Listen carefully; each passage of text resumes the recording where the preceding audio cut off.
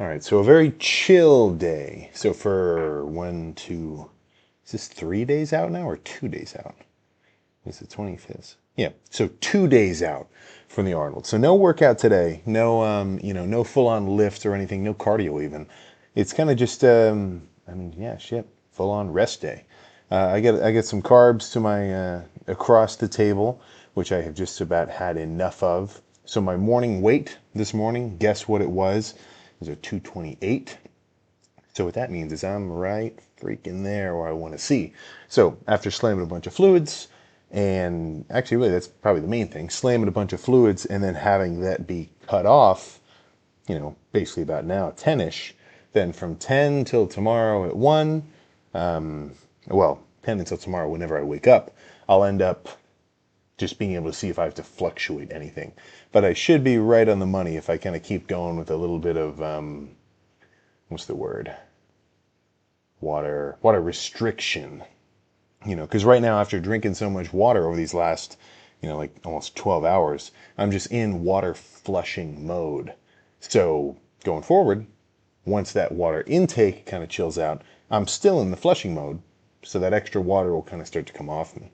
But I made a little Q&A post, so we got a couple of decent questions. The first two are silly. Would you rather do a collab with Genghis or Khan? Yeah, I don't get the significance of that meme. I know the origin of it.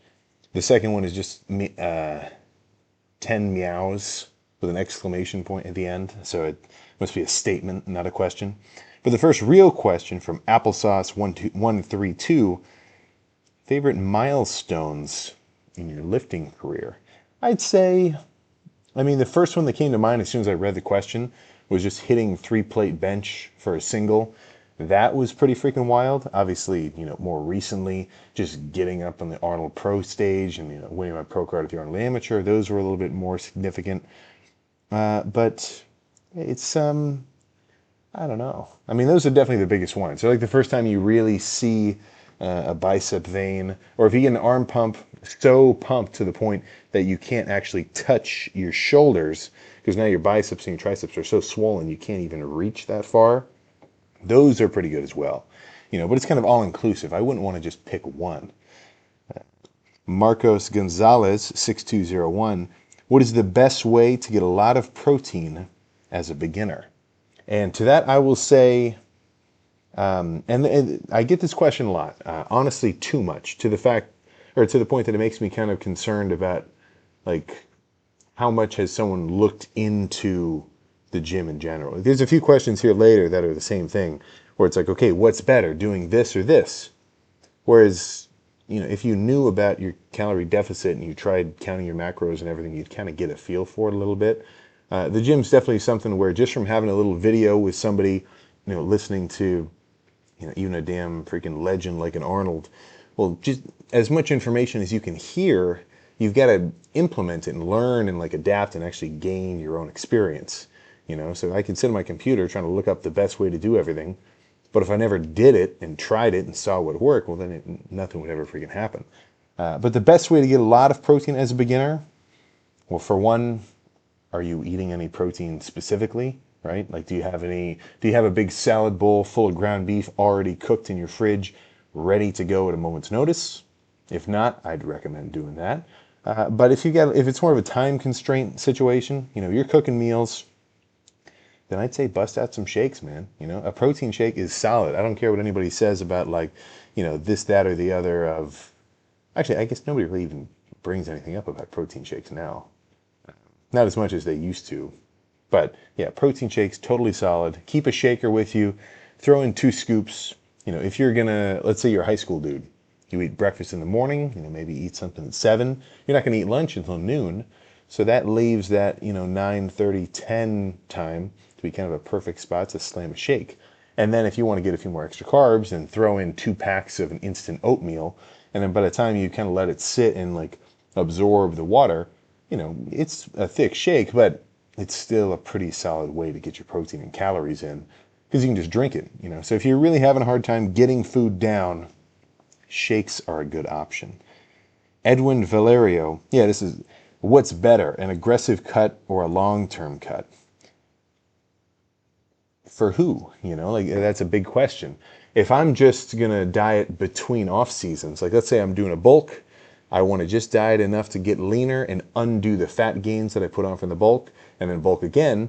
Well, then I'm going to do kind of a faster, just 2 month dieting phase, because all I need to do is kind of have some rapid sort of fat loss, and I'm not concerned with a slightly steeper deficit because it's only going to be for a shorter period. But for something like this show, I found, at least this time around, doing a longer, slower dieting phase made a bit more sense because I didn't want it to be like a drastic change, right? So if you've got a significant amount of body fat to lose, slow and steady long-term progress is going to be your highest priority. But if you're just going for kind of like a quick mini cut, well then, shorter and aggressive is going to work as well.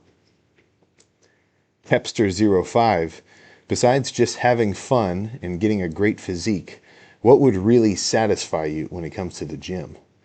That's kind of a weird question because that's sort of the point. The fun of it is the point. That's what satisfies me. Like if I didn't have any fun doing any of this, if I didn't go to the gym because I just wanted to, because I enjoy it, well then I never do it. And that's the same with anybody. If you have things that you just don't want to do, you're not going to do it. And even if you do, you're just going to be like dragging your feet, scrapping around. Like, you have no passion behind it, right? So if you took away having fun, I'd have to do something else. It just wouldn't work long term. Why the hell would I do something that's so difficult and like time intensive and you got to restrict your diet sometimes and you got to schedule in training. Why would I do that if I didn't have any fun? So I'd say those are the best parts that satisfy me. Alal Basha 4205. How does it feel to lone wolf most of this grind? I feel like it's the only way.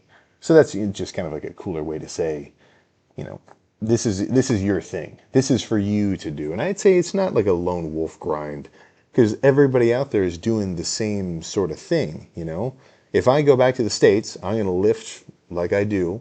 There might not be a lot of people around, especially when I'm at my private gym and it's just me.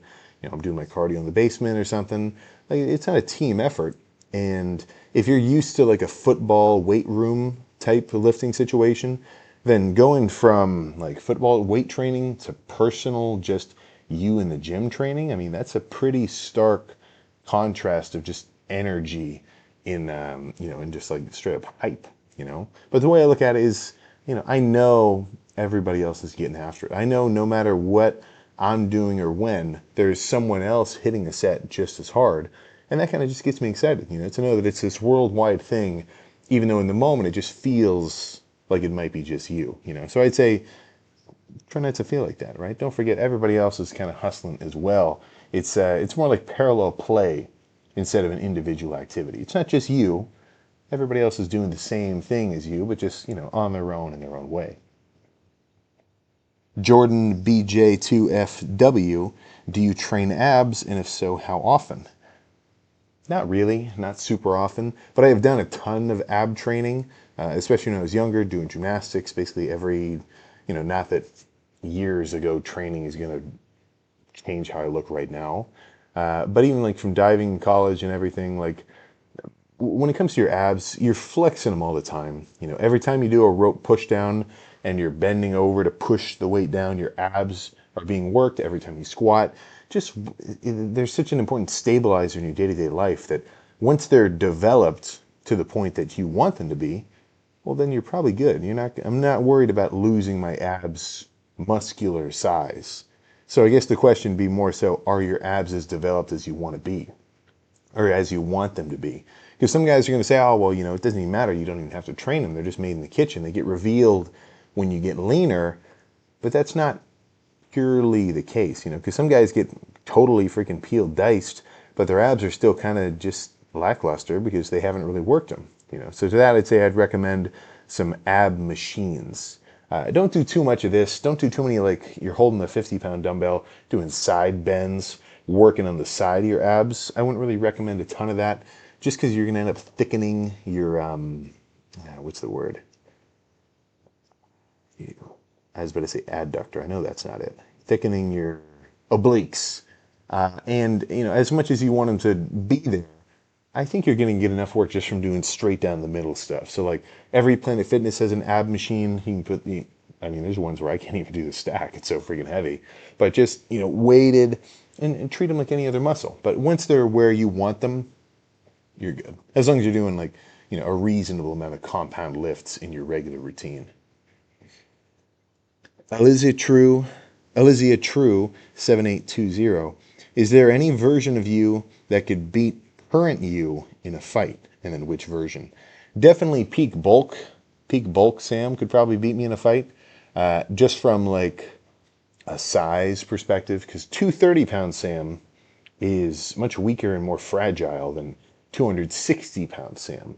So unless somehow we had the same level of punching skill, negligible, it's probably just going to turn into a wrestling match, and then 30-pound bulked up super strong Sam would probably have an edge, I think. Even if his cardio would be worse than mine now. Redug a Brilp. I don't know. Have you ever been nervous before a big lift? And do you think whether feeling anxious or not before a big lift can affect performance? I mean, yeah, back when I first started really squatting heavy, just sitting in front of the weight would get me going. Like I'd be, just fucking screaming. Like there's videos where I've earlier or in the middle of last year, like August-ish, I squatted like 6 plates for 8. I'm screaming. I'm going totally crazy. But that's not so much nervousness as it is just kind of like an anxious, like excitement. So I think if you're feeling nervous, like, oh crap, like kind of a weak nervous, that might throw you off. But if you're feeling like this antsy, like, oh, you're not even thinking of words, you're just thinking like that feeling of like, that I think could probably help your performance because it'll get your freaking endorphins kicking. Fedor 7812. Did I already answer one of yours? I don't think so. What's the best anime you've ever watched, and why is it Gurren Lagann? Yeah, very presumptuous of you to think that that's what I think my favorite is. Now, I haven't seen it, so I guess I don't know for sure. But I've seen clips, and I guess it hasn't interested me enough to watch it yet. But in terms of, I mean, what my real favorite is, I don't know, man. JoJo's Bizarre Adventure is pretty freaking peak. Obviously, every season's kind of a different story. But if we had to describe an S tier anime in terms of a season or like an arc or a story or whatever, yeah, Part 5, Golden Wind, is just objectively the best. I'm not saying it's subjectively the best. Like I really like Part 3, with Jotaro and everybody's like super freaking jacked. But objectively, as like a story, Part 5 is the best for sure. And I think that's pretty easily defendable. Dylan Hanley, this will be the last question. Thoughts on possibly moving to open? I get this question a lot. I get oh, dude, Sam, are you gonna jump to open? And it's like, how quick do you think I'm gonna grow? Like how easily do you think it is to put on like 30 pounds of muscle? I'm still under my weight cap for classic. I would never move to open unless I somehow couldn't make weight, and I'll always be able to make weight for classic. And then if we're just describing like a look, like what's endgame Sam gonna look like? I used to definitely think I was gonna be a 300 pounder, like off season 300-pound Sam wasn't even a question. It was gonna happen. Now I'm a little bit more like in that sort of mid 200s. So I guess we'll see what happens. There's no way to know for sure, but it's certainly not the plan. But really, what is the plan, right? After this show and I get back into my regular groove of things, my plan is just to keep lifting, keep making gains, growing a bit, eat some food, stay a little bit leaner, at least for a little while, so I don't completely undo this dieting phase like overnight. Because if I went nuts, I could get back to peak bulk looking Sam body fat in like a month, like easily. It wouldn't even be that hard. So I want to gradually reintroduce food so I can, get bigger, but not pack on so much body fat, just really for no reason. You know what I'm saying? But yeah, that's pretty much all I got there. So I've got to wake up tomorrow. Not early though, because check-ins are 1 o'clock. So I get to go to bed with no alarm. I get to go to bed just straight up sweet dreams, and then I'll see you for tomorrow. Goodness, excuse me. I'll see you for tomorrow for the 1 day out check-in.